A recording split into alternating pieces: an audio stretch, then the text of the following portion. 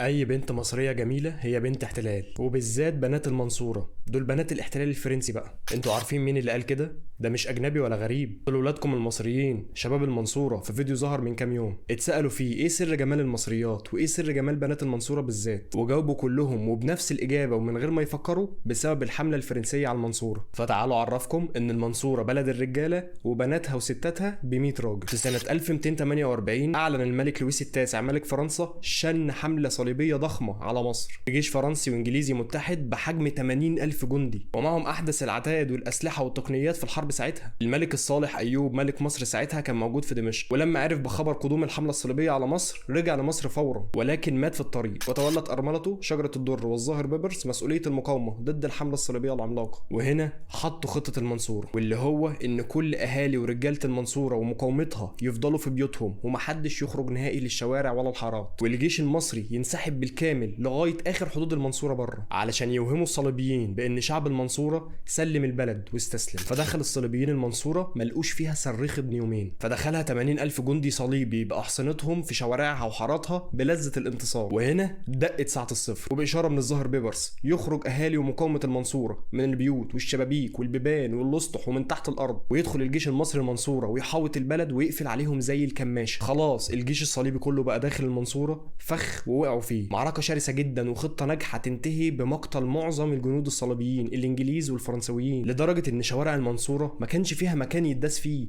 كل شوارع وحارات المنصوره متغطيه باجسام الصليبيين الفرنسويين والانجليز. ويقع الملك لويس التاسع الفرنساوي المغرور هو وقادته في سجن دار ابراهيم بن لقمان في المنصوره في قمه العار والخزي، وينتهي به الحال المأساوي بان هو يدفع فديه بمقدار 10 مليون فرنك فرنساوي سنه 1250. يعني خزانه فرنسا تقريبا فضيت بعد الفديه دي، وانسحبت وانهزمت بقايا الحمله الصليبيه في فرسكور ودمياط للابد. فيا شباب المنصوره انتوا اخواتي الصغيرين، بنات بلدك انت بتدافع عنهم بقلبك ولسانك وعقلك وايدك وكل ما تملك، وقله الوعي والانبطاح ملوش مكان بالذات اليومين دول. واعرفوا كويس ان الجمال القبطي مميز وفائق الجمال من قديم الازل.